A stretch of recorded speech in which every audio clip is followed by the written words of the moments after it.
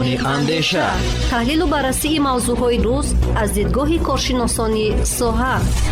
میزان اندیشه، برنامه تحلیلی در رادیوی فرهنگ با زیورشاهی اختمشاه. سلام شنوندگان گرامی، رادیوی فرهنگ برنامه‌های خود را ادامه می‌دهد. حالا پیشنهاد شماست برنامه میزان اندیشه. در برنامه نوبتی دایر به موضوع زمستان گذرانی در مؤسسه‌های تعلیمی حدود شهر دوشنبه صحبت می‌نماییم. ما را همراه باشید.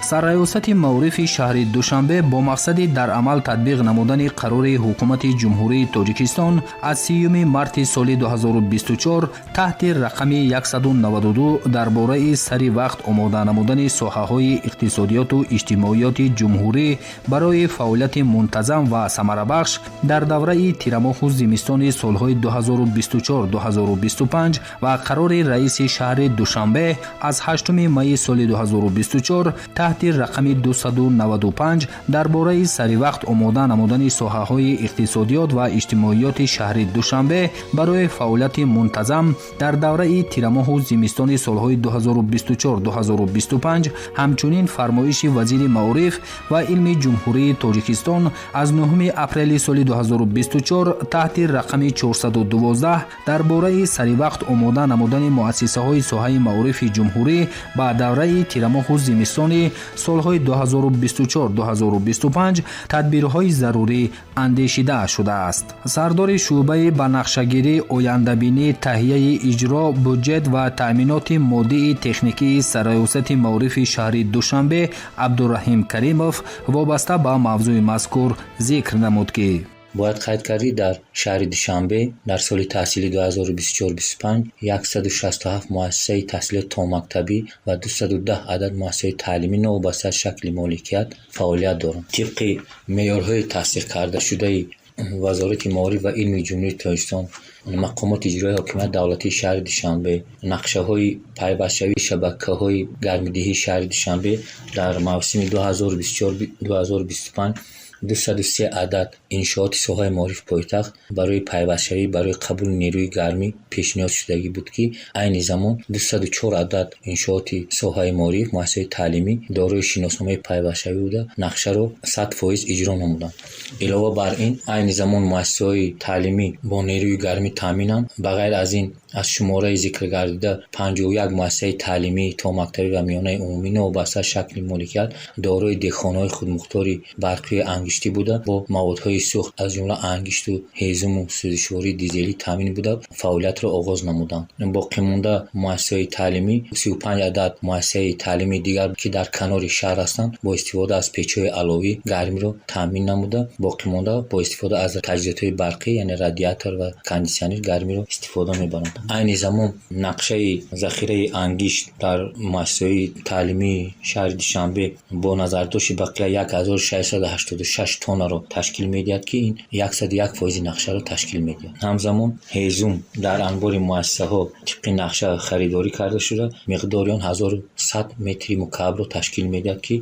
148% اینچنین سوزشواری دیزلی برای فعالیت دهخانه‌ها گنراتورهای برقی‌انده در موسم 8106 لیتر رو تشکیل داده 166% نقشه رو تشکیل میده. همزمان علاوه بر این مؤسسه تعلیمی پایتخت با گنراتور و پیچ‌های تجهیزات برقی‌انده تامین می‌بخشند. نقشه شیشه بندی پورا اجرا گردیده برای آمادگی به دوره تیرماه زمستان سال 2024-25 مؤسسه تعلیمی شهر دوشنبه به مبلغ زیاده از 31,322,000 کارهای آمادگی تعمیر و ترمیم انشاءات و بنا سیستم داخلی گرم‌دهی مؤسسه را در دایره مبلغ ذکر کرده اجرا نمودند. ذخیره نمودن محصولات سوزشواری انگشت از کدام کارخانه‌ها دسترس می‌کنند؟ طبق طلبات مؤسسه تعلیمی که دارای دهخانه‌های انگشتی و مؤسسه تعلیمی که با پیچ علاوی با استفاده از پیچ علاوی گرمی را تامین می‌کنند هر یک مؤسسه تعلیمی طبق طلبات سندهای معیاری حقوقی مستقلیت مالیوی دارد و هر یک مؤسسه با شرکت‌های وطنی شرطنامه بسته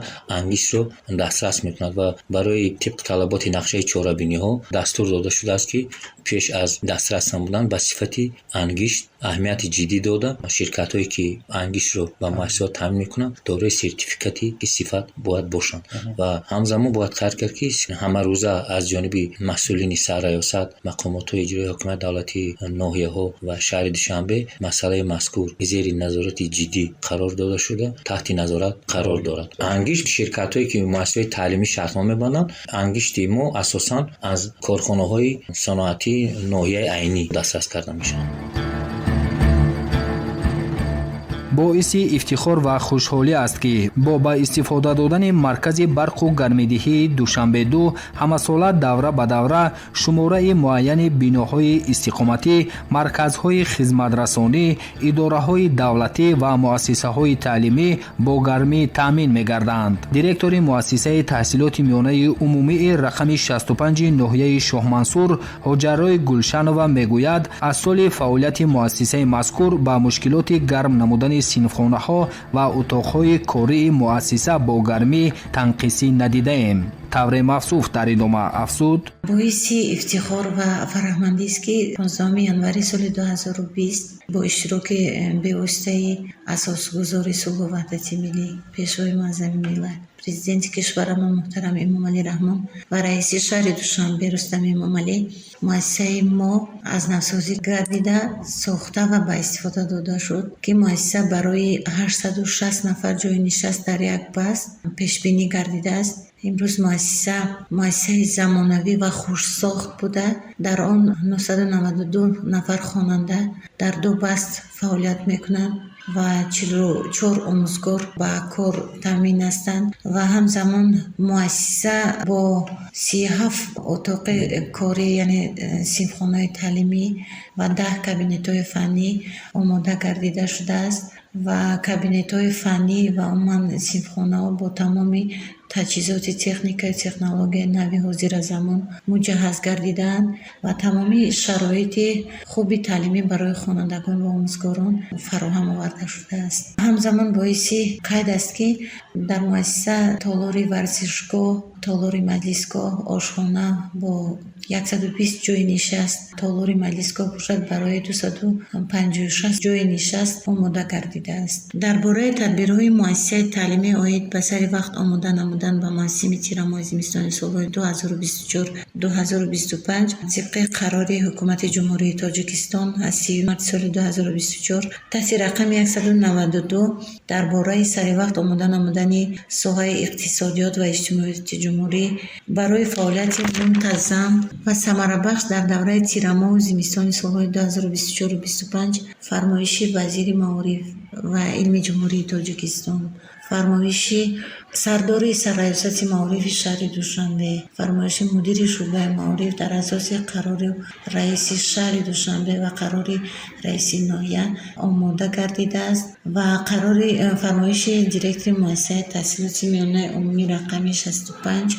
تحت رقم 87 از 8/07 سال 2024 آماده گردیده است که طبق آن نقشه چاره‌بینی ها و ستاد نزد مؤسسوی عاید به سر وقت آماده نمودن مؤسسه تعلیمی و موسم تیرماه و زمستان سال 2024-2025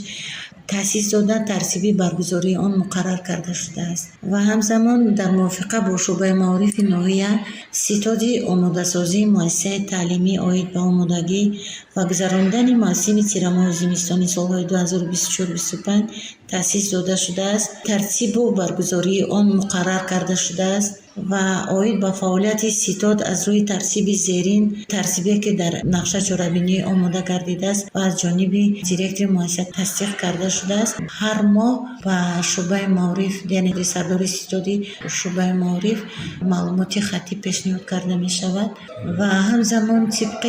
نقشه چاره‌بینی در مؤسسه جدول نوبتداری شبانه روزی از جانب آموزگاران تهیه و تصدیق کرده شده است. پیش از اون که ما درباره همین ترتیب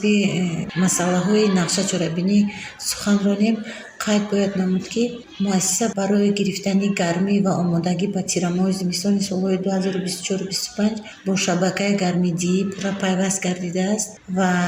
در مؤسسه بولر فعالیت میکند. شبکه گرمیدهی پورا پیوست کرده شده است و ذخیره ها نیز برای گذراندن این موسم تیرماه زمستان 2024-25 پورا آماده است که ذخیره مؤسسه 3 کوپزون، 500 کیلو انگشت، 250 کیلو نمک و سوزشواری باشد یعنی 20 لیتر و گنراتور برقی نیز با 2 عدد پیچ علوبی و همزمان باز گرمیدهی برقی با 17 عدد پورا آماده کرده شده است. پیچ علوبی کم نیستن برای شرایطی که امروز در مؤسسه ما وابسته به امکانیت و شرایطش فکر میکنم پیچ علوبی بودن در دوام فعالیت مکتب حالت‌هایی که نیروی برقی و گرمیدهی با یک مدتی معین قطع شد و شما از همین محصولات ذخیره نموده استفاده کرده باشید. با تماما از یعنی گرمی یگان مشکلی تنقیصی نکشیده ایم. می شود سبب های این تکنیکی برق خاموش کرده لیکن گرمیدهی پورا ما تامین هستیم. بینای شیرخوارگاه کودکستانی رقم 67 ناحیه شاه منصور پایتخت از سالهای 60 عصر گذشته فعالیت میکند. مدیر این مؤسسه تا مکتبی تمنا میرزایeva در صحبت خود با ما گفت که همه ساله کودکستان را تعمیر و ترمیم مینماییم. محصولات علاوگی مواد گرمی نیز داریم و با مشکلات سردی در کودکستان دچار نشده ایم. کودکستان ما در سالهای تحصیل 2024-2025 با کلی برای گذراندن زمستان آمادگی جدی دیدن از جمله ذخیره خوراک و ذخیره انگشت، تمام آن چیزهایی که برای گذراندن این موسم ضرورند مجهز گردانده شده است. مؤسسه این چنین کارکرد بام و خودی گرمی که از طرف شبکه‌های گرمدهی تامین می‌گردد شرطنامه‌ها آماده کرده شدند و از 1 نوامبر این جانب همه گروه‌ها با گرمی تامین می‌باشند. مؤسسه همچون کودکستان تقریبا از سالهای 60 این جانب کار و فعالیت می‌نماید و نه وابسته از آن که سالهای زیاد سپری گشته است، مؤسسه در حالت خوب قرار دارد برای آن که همه ساله از جانب حکومت جمهوری تاجیکستان برای تعمیر و همه جانبه تنظیم و تعمیر گروه‌ها خود کودکستان و شرایط خوبتر برای ماندن در این سمت چاره‌بینی‌های ضروری اندیشه شده است و مبلغ‌ها نیز جدا کرده شدند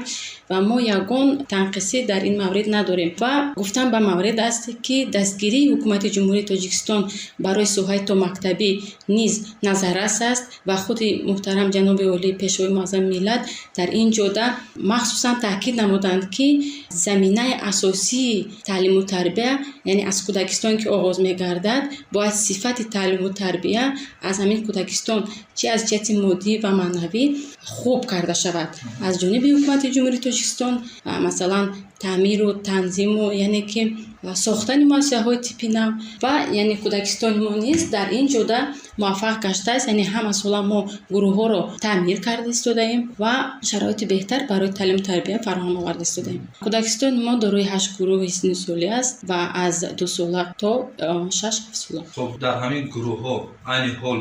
کدام مشغولیت‌ها گذرانده می‌شود؟ طبق ریجه و طبق همین برنامه تعلیمی مؤسسه‌های تو مکتبی یعنی رنگین کمان ریجه روز آغاز می‌گردد از قبول کودکان یعنی از ساعت 7:30 تا 8 قبول کودکان است و مشق پگاه روزی دارند و از ساعت 9 تا ساعت 10 و مشغولیت‌های هر گروه به سن سال وابسته گذرانده می‌شود و این چنین سیر و گشت در بیرون از گروه‌ها داریم و از ساعت 12 تا ساعت 1 خوردن خوراک کودکان است که خوراک ما مثلا هر پگاه روزی از شیر پگاه روزی یعنی که از ساعت 8:30 تا 9 خوردن خوراکی پگاه روزی هست یعنی حتما در آن محصولات شیری است. با محصولات شیری تر توزه تامین می باشد و خوراکی نصف روزی باشد از 2 نمود خوراک است، یکم و دوم. و در دوره سالم گردانی ما چنان که همه میدونند طبق طلبات از شربت ها از میوه های تر توزه استفاده میبریم تا کودکان جسم و بدن آنها آب و تاب یابند و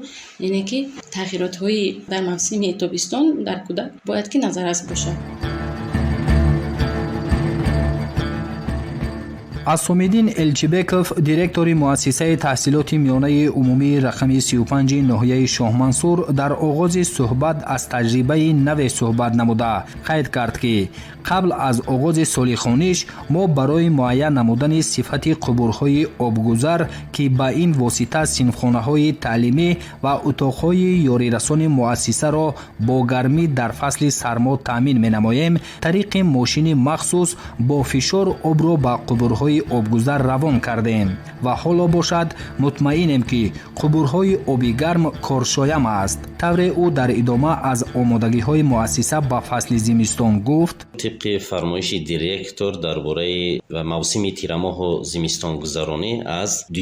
ایول سال 2024 یعنی که فرمایش شد و نقشه به تصویب رسید، تهیه شد و از روی نقشه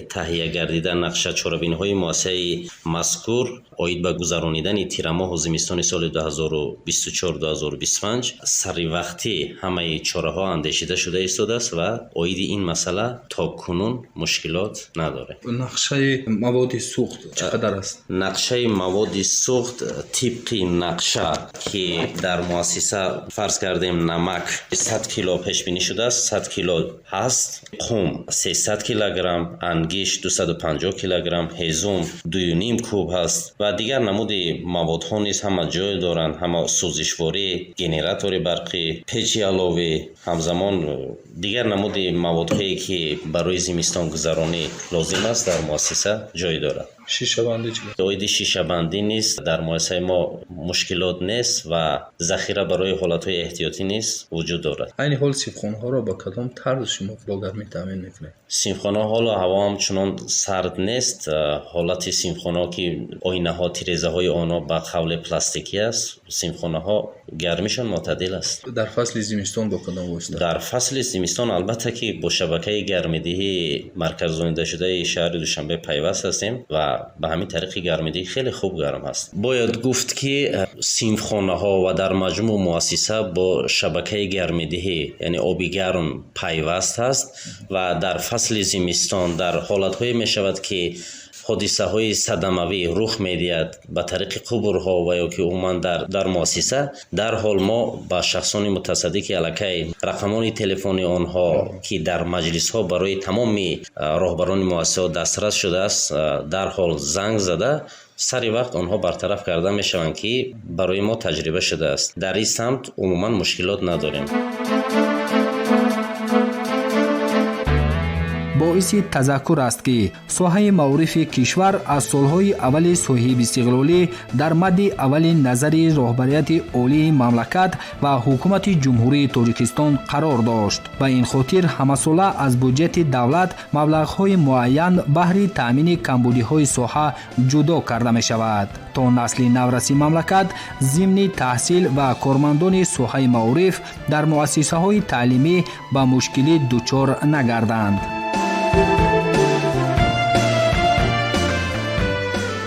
шунавандагони гиромӣ, инҷо барномаи мизони андеша аз радиои фарҳанг ба анҷом мерасад. муаллиф ва ровии барнома бо шумо будам зеваршоҳи уктамшоҳ. шумо метавонед барномаи моро тариқи сомонаи расмии радиои фарҳанг cw.farhangfm.tg ва ҳамчунин аз саҳифаҳои мо дар шабакаҳои иҷтимоии ютуб ва фейсбук низ пайгирӣ намоед.